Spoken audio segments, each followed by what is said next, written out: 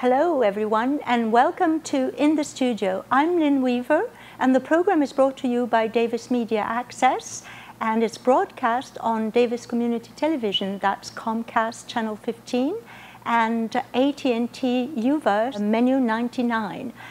We're also online at dctv.davismedia.org and tonight we're going to talk about neighborhood courts, that is more specifically about the Yolo County Neighborhood Court. The idea behind the neighborhood court is to take very low-level misdemeanors such as petty theft or noise offenses or low-level or minor drug offenses, and to take them to a jury which is composed of community residents. The idea behind this, this is a way to deliver justice quickly and inexpensively.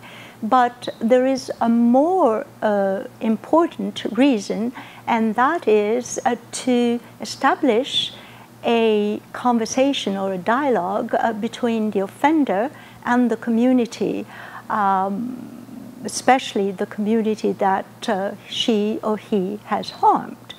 But there are other very interesting benefits to a neighborhood court, and to learn more about it, I have the pleasure to have here in the studio three very special guests. I have Manny Madeiros, a retired attorney and a volunteer and a panelist on the neighborhood court. Welcome. I have Reilly, a Southern Californian with an MA from Boston University in criminal justice, and also a volunteer on the Yolo County Neighborhood Court. And of course, we have Bulkeley. He is the Deputy District Attorney for Yolo County and has been coordinating and directing, I guess, the neighborhood court. Welcome all, and thank you so much for being here with me. I'm going to start by asking you, each of you, and I'm going to start with Manny, if you like, since you are mic 1, I believe. I'm going to ask you, what is the best thing you can think of about a neighborhood court? Well, I can think of a couple things that I think are really important. Okay. And one is that it allows an offender to find a way back into a relationship with the community. The offenders, in our cases, admit responsibility, so we're not in a position of deciding what happened or what didn't happen. We're just in the process, we're in the business of trying to find out what will make things right. And this process of neighborhood court allows an offender to earn a way back into a relationship with the community in a way that's not available in the traditional court system. The other thing that I think is really important about neighborhood courts is that it's actually a place where the community gets directly involved in trying to work out and work with an offender to find out what were the roots of the offense in this particular case, and how to work out that relationship so that it can be restored in the community. And it's actually the community that's doing that, and not a distant court and DAs or something like that that are doing that. Thank you so much. Katie, what about you? What is the best thing when you got involved in becoming a volunteer? So far to me, what the best thing has been is seeing these people be able to come in, you know, something different besides just the normal criminal justice system, and they have a chance to explain what happened to them, and you know, they get a second chance. And I think that's important because a lot of the offenders we've had have been college students, and they just make mistakes, and you know, it would be sad for me to see them have this affect them later down the road when they were young and it was just an accident, you know? And you, Chris? The most interesting part of this is it's a restorative system. It's not punitive, so we're not punishing people. We're trying to restore them into the community, and it's also focused on the victim. Our primary concern is with the victim. With community offenses, it's the community. And so we have ways of helping the offender identify and understand the harm by their conduct to the community, to an individual victim, if we have an individual victim, and also to themselves. And I think the drunk in public cases are a great example of how the community is harmed, and so is the offender, by whether they're passed out in a jack-in-the-box or stumbling down the street when they get arrested. There's an alcohol issue there, and one of the things that's coming out of this program is they're getting some alcohol education, as opposed to the traditional criminal court system for misdemeanors, where there is no education component.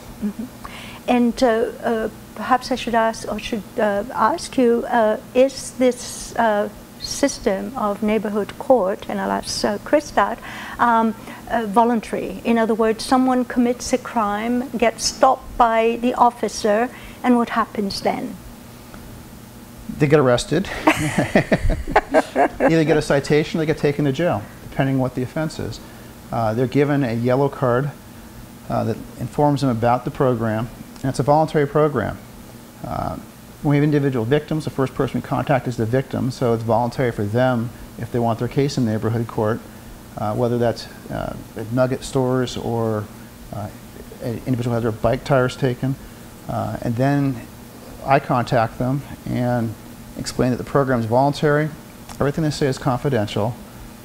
So anything they admit to me or they admit during the process, and if they decide they don't want to finish the process, they want to go to criminal court, it won't be used against them. And I also tell them this isn't a program for people who claim to be innocent. If you're innocent, go to criminal court. But if you realize you've done something wrong and you want a different way of fixing it, this is a program for you. And that's a very important distinction, because of course in traditional courts you're proven guilty, you know, you have to be proven guilty before you can just be innocent and plead innocent. But it was interesting because both Manny and you, Chris, mentioned the restore, or the and I think Katie too, reinsert the offenders into the community. And that leads perhaps to the next question, and I'm going to ask Manny that question, and then everybody jump in if you'd like to add to what Manny has to say. And that is often when you talk about neighborhood courts, you also hear the term restorative justice. And can you explain what restorative justice is? And if you can you tell us a little bit about how it differs from the traditional justice? Yeah? Right. The traditional criminal justice system actually focuses on the crime and whether the crime was committed. And if you did commit the crime, then what's the punishment for that? Restorative justice really focuses less on the crime, although you get into the process by having committed one, and more on the harms. What were the harms that occurred, and therefore focuses on the victim and restoring the victim and restoring the loss, the relationship, restoring the loss and restoring the relationship. What happens a lot in crimes where the community is largely the victim is that we're talking about restoring the relationship between the offender and the community. So it's more about what were the harms that resulted from this conduct, and how do we make things right, both in terms of what happened and going forward. Very interesting. Katie, Chris, anything else you'd like to add? I think... Okay, I'll go for it. Yeah, go ahead. The traditional criminal justice system is focused on the rights of the defendant. And you should know. It's on the defendant. The Miranda rights, Yes. you know, search issues. Yes. All trial rights, all these different rights about the defendant and not about the victim. And restorative justice is focused on the victim. It's victim-centric. It's what is the harm to the victim. And only the victim can tell you what their personal harm is. You may assume certain things, but there may be individual things that you wouldn't be aware of. It's also focused on the community as the victim for certain offenses, and our panelists are basically surrogate victims explaining how the community is harmed by the conduct. And so we're focusing on the harm to the victim, and then how do you make it right in an agreement? This is, of course, a very important, extremely innovative concept, or at least it is. I've done a little bit of research, and I found that in the world there are just a few of these neighborhood courts. And of course, close to home, you mentioned San Francisco has a neighborhood court, and then of course Yolo County right after that. San Francisco's model is a little bit different from ours. I see. And I think we've taken a look at San Francisco's model and we've improved it. We've made it more true to the principles of restorative justice. Our offender has input and is in the room when the agreement is made, as opposed to being asked to leave, he comes back in and given a directive. So we think we've looked at their model and we've improved it. We also have a facilitator to assist in the process, to do a pre-conference with the offender and the victim to assist in making sure that the conference goes well. Well, it's interesting because you, the way I understand, Manny is a panelist on the neighborhood court, mm-hmm. and there are also facilitators. Could you explain the difference between a facilitator? You just mentioned he or she interview the offender, or screens the offender, or refers the case? Okay, all the cases go through me and I screen them. It's okay. a first offender program. We have a certain number of offenses where people are eligible. We don't do drug cases, we don't do driving under the influence, we don't have sex cases, no domestic violence. And the cases that are eligible are on our website. The panelist represents the community. So Manny and Katie represent the community. They're the surrogate representatives of the community. Facilitator is more like a neutral mediator, mm-hmm. who monitors the process and leads the discussion through the different steps of the process. During the trial, so to speak? It's not a trial. Sorry. We don't have juries, we don't have trials. Yeah. I would look at it more as a conference. A conference. You have a conference between the panelists and the offender, and we actually have one coming up where we have a victim, a couple of panelists, and the offender, where we're going to try that model and have a conference that way. And the facilitator has a meeting with the offender beforehand, a day before, a couple days before, to explain the process, to make sure that the offender understands exactly what they're getting into and how it works. I explain it first, so they understand what they're volunteering for, and the facilitator has another pre-conference meeting. And when we have a victim, the facilitator will also do that with the victim to explain the process, ask questions about what happened, so that the facilitator can then lead both parties through the three-step process. And then when we have panelists, the facilitator also has a pre-conference meeting with the panelists the day before, or right before the hearing, excuse me. So you ensure that everybody is in the know mm-hmm. before this happens, unlike sometimes maybe the traditional legal system. Just one example yes. is that we don't read the police report with the panelists and the offender present, because we're not focusing on the little details of what happened. Mm-hmm. The offender gets a police report read to them beforehand, and the panelists will get it early, right before the conference. And the reason for that is that we're talking about the harms. We're not talking about the facts. The offender, by agreeing to participate, is already admitting that they violated the law. And so going into the details of that aren't always productive to identifying what is the harm by the conduct, which is the emphasis in this program. Very good clarification. Go ahead, Manny. Lynn, I wanted to jump in if I could and just clarify something that we were speaking before, and that's that although the neighborhood court system seems to be fairly unique, and the neighborhood court structure is fairly unique, the idea of restorative justice is ancient, although it's not necessarily called that. And there are restorative justice programs all over the country in different forms. Community conferences, family conferences, juvenile justice, restorative justice programs. So I just wanted to clarify that our particular model of doing neighborhood courts is fairly unique. Yeah. But the idea of restorative justice conferences or panels or something like that. And thank you for that. Actually, thank you for that, because the idea seems very makes total sense and is a very noble idea to really restore the harmony between the offender and the community. It's also putting like a puzzle pieces that have broken, or of a crystal vase, putting it back so that it still can have its uses. Or, and that's the key, is that there's different ways of applying restorative justice. Yes. But the key is making sure that all of our participants are using restorative questions, are focusing on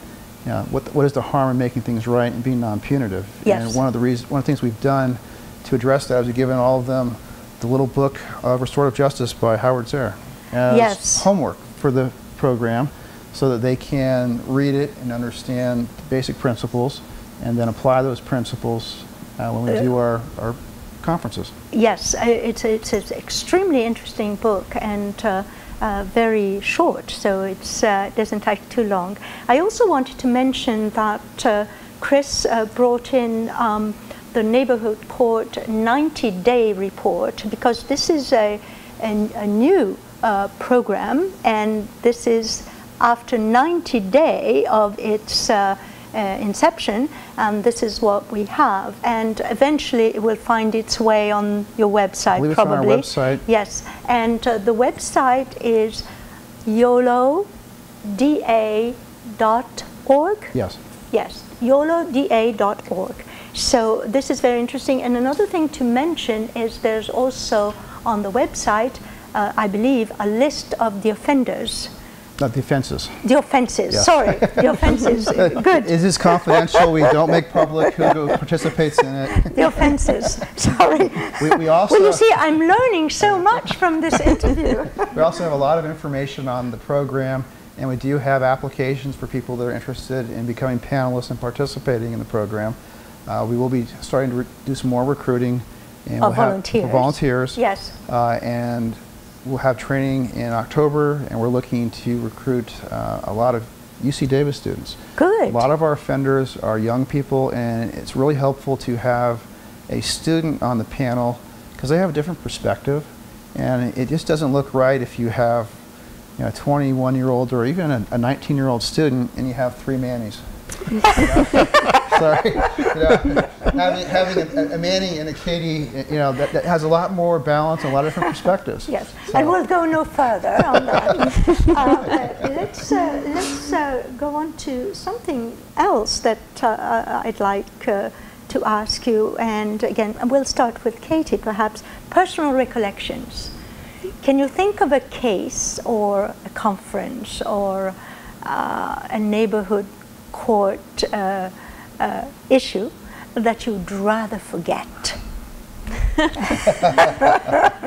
Well, the first one I did, I guess I would, I mean, it was really interesting and it stuck with me, that's for sure.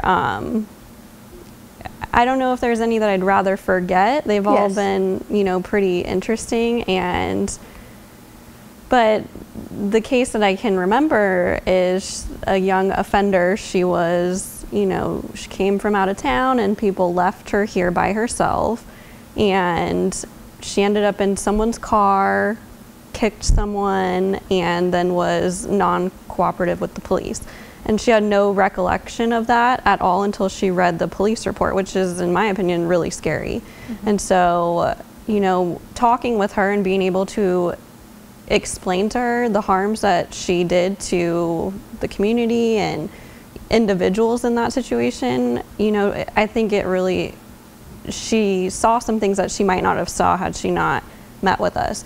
And she, saw some things about herself that she didn't realize until, meeting with us. It was a very open communication, and that was really exciting for me, that she felt so comfortable with all of us, and it was non-judgmental, and it was just, it stuck with me, so.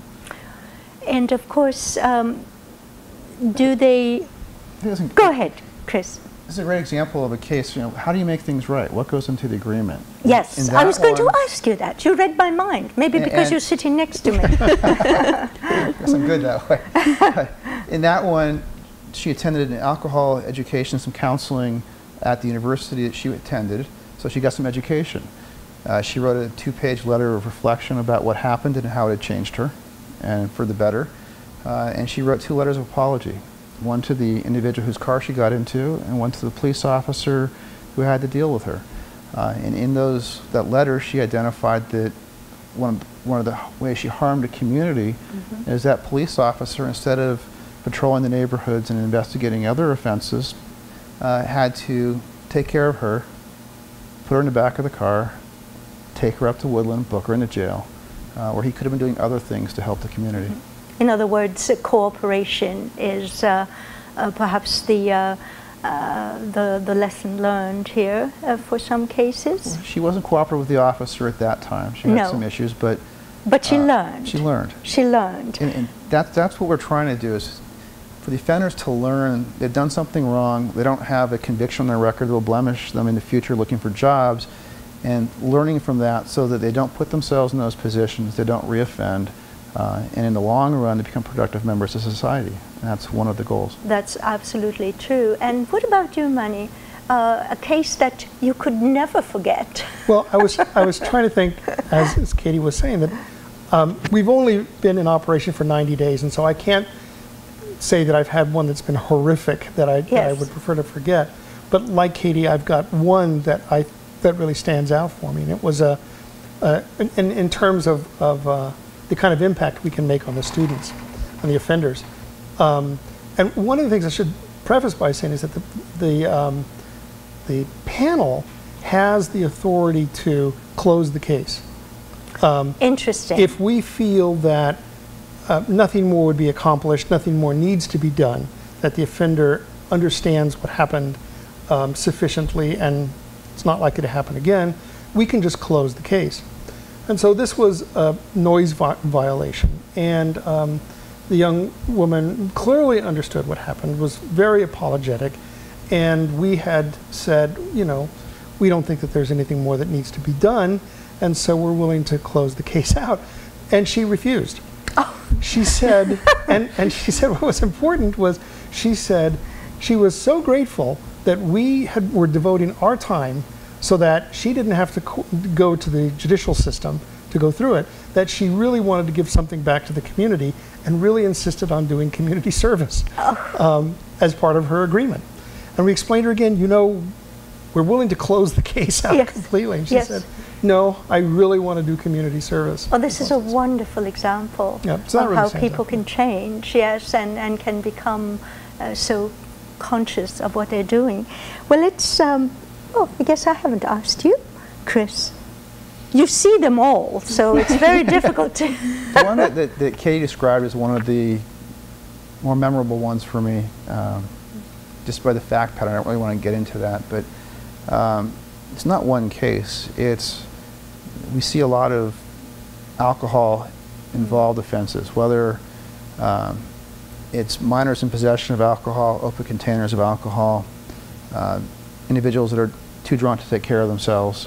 We've had a couple of young women, 2 o'clock in the morning, one of them, this one, I think it was 3rd and G, walking towards the railroad tracks.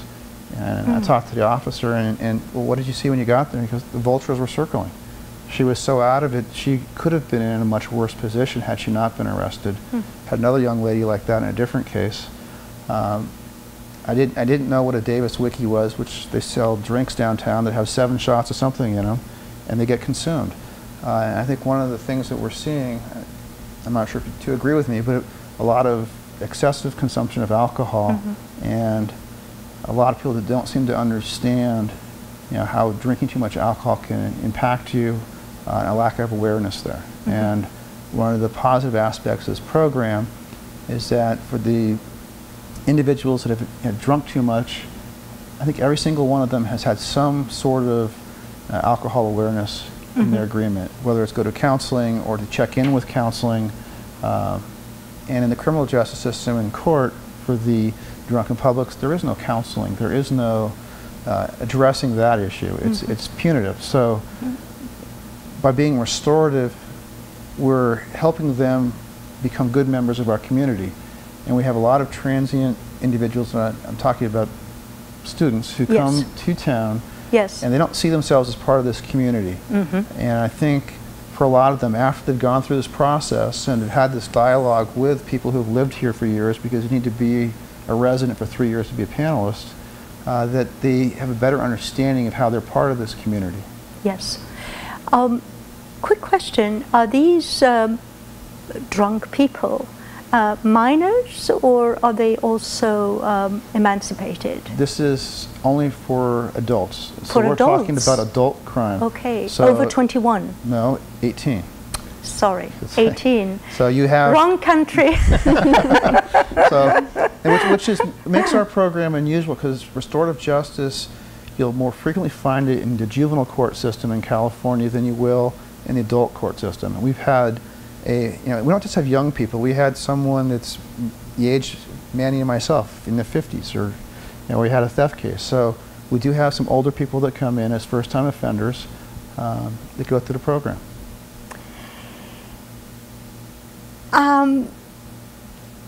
Let's talk a little more about, we talked about how the cases get referred to the neighborhood court, and we talked about the panelists versus the facilitators. Let's talk a little bit about the attitude of the offenders and the attitude of the victim in this case. Have you had a lot of animosity or grief? we have yet to have a case where the victim is in the conference. We have that actually tomorrow night for our first one, or a victim representative. We're starting with baby steps, because it's a whole new process. Yes. We're doing community offenses first. Yes. And then we have theft cases where we've contacted either the Nugget Market and told them about the program, and they're on board, or we had an individual who has bike tires stolen. We have contact with him, and the information on their thoughts on the program is given to the panelists through the facilitator. I understand. We're moving forward as we develop the program to develop our model, so we can get to those. Well, I'm afraid we're out of time, so we need to wrap it up. Thank you so much for being here tonight. Manny Madeiros, Katie Reilly, and Chris Bulkeley. And thank you all for watching, of course, and as always, a huge shout out to our prodigious technical crew. I'm Lin Weaver, and if you'd like to see this program again, just go to dctv.davismedia.org, and while you're there, you can check some of our other programs. So again, thank you. You've been watching In the Studio. See you again another time.